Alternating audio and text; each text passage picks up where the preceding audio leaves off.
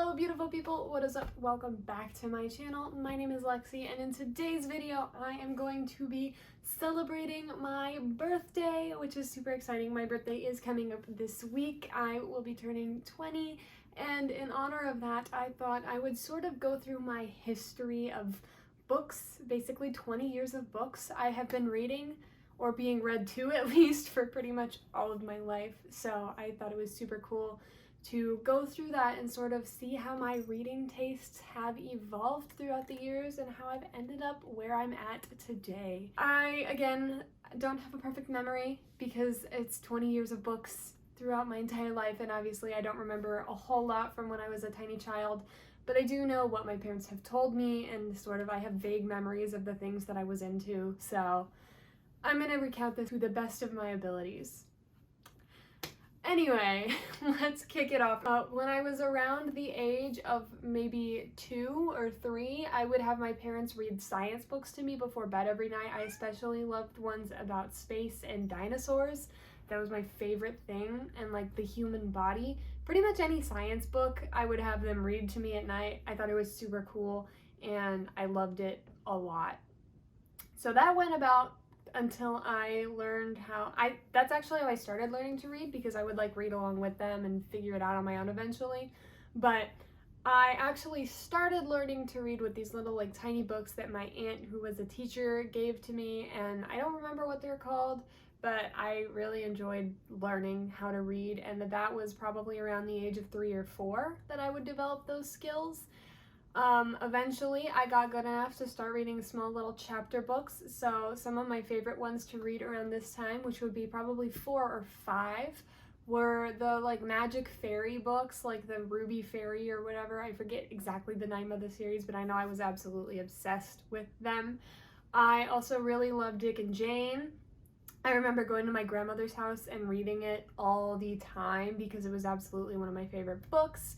I believe it was around this time that I started reading the Magic Treehouse books.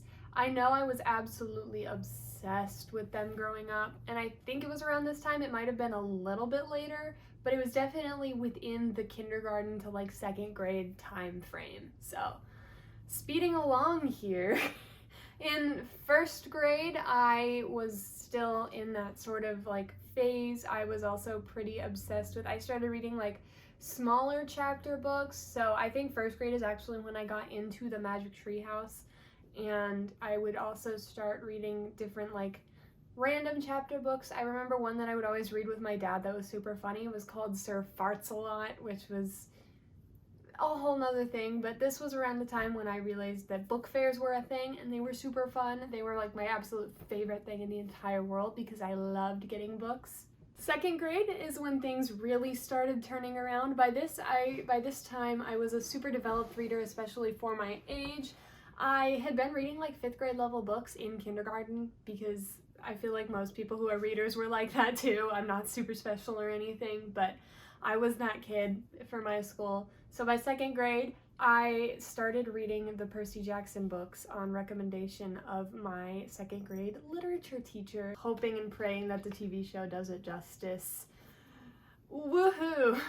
So that was pretty much my entire hyperfixation around until maybe 4th grade, I think, was when I started reading the Harry Potter books, because I don't know why I hadn't read them before, but I did. I had always loved the movies. But then I started reading the Harry Potter books. I think it was around 4th grade, maybe 3rd grade, but somewhere within that time frame. And they're super great, obviously. I mean, not really anymore, but they were at the time for little like 3rd grade me. It was super fun. And that was a new hyperfixation until about 5th grade. And I remember this distinctly. My father, I had a Kindle at this point, and my father told me that I should start reading these books that he found on the Kindle app called Warrior Cats, because I liked cats.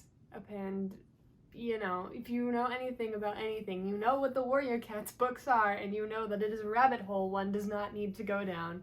But I went down that rabbit hole hard, and I was there for a good long time, probably until about 7th grade. In middle school, for the most part, I was in a very big reading slump technically I was in my like rebellious phase and I didn't want to read books because I was more focused on other things. It started coming back around in around 8th grade, like late 8th grade, but for like 7th to 8th grade, I would read occasionally, but not a lot. So there is that. I don't know. In high school, I started picking back up because I made friends with people who read books. And surprise, surprise, that made me want to read books more. So I did, and this was around the time that I started getting into Throne of Glass, especially because I had picked it up at Half Price Books, not knowing that it was a whole shebang. And then one of my friends, Cassandra, was like, I love that series, and I'd only read the first book. So at this point I was like, okay, well, she really likes it. I might as well pick up the rest of it. So I did, and I was addicted pretty much instantly. It was so great. And I finished reading it actually around the time that the last book came out, so it was really good timing. I didn't have to wait for any cliffhangers. Freshman year was also when Cassandra convinced me to read Ranger's Apprentice, so now we've got that going on one of these two shelves, and I still love that series. It has definitely defined our friendship a lot, for sure, and also my reading tastes, because it pulled me out of a pretty big reading slump, because unfortunately I have to make this comparison, but like the Warrior Cats books, there is like hundreds and hundreds of them. Not really, that's an exaggeration, but there is a lot. So you will have plenty of reading material if you get yourself into Ranger's Apprentice, and it's very hard to put down. So it was one after another, and it made me feel super productive in terms of reading again, I guess, and that really got me into it after Throne of Glass. At this point, I was still refusing to read ACOTAR. I didn't pick that up until like probably the end of sophomore year, maybe junior year. That was another hyperfixation. I had also joined my high school's book club at this time, so any of the books that they were recommending I was in love with. The one that has really stuck with me from high school book club was, of course, Six of Crows, which is right here. It's like my whole personality now. I am absolutely obsessed. I am in the middle of the TV show, season 2 right now, and oh my god, I love it. Everybody is attractive, and it's not fair, but I digress. That's a conversation for another day. Another book that stuck with me in book club was The Raven Boys from the Raven Cycle series, and I didn't actually pick up the rest of that series until a couple years later.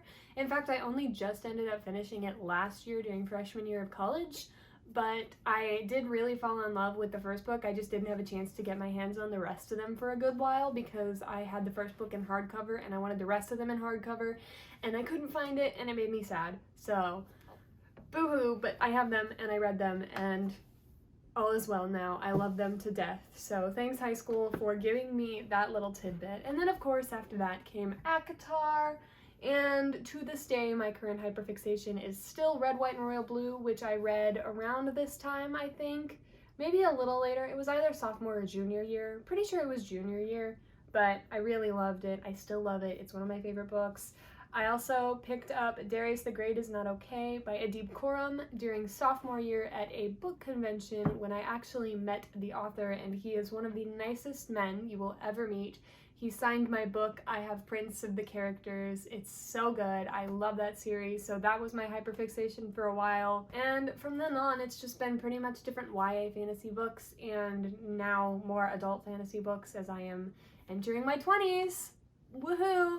And it's been a fun journey, and here I am with a need of a new bookshelf severely and a love of reading unlike any that I've had before.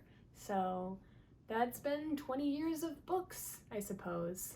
Thank you for sticking with me this far into the video. If you have enjoyed, you should definitely like because it's easy, comment because it makes me smile, and I will see y'all in the next one.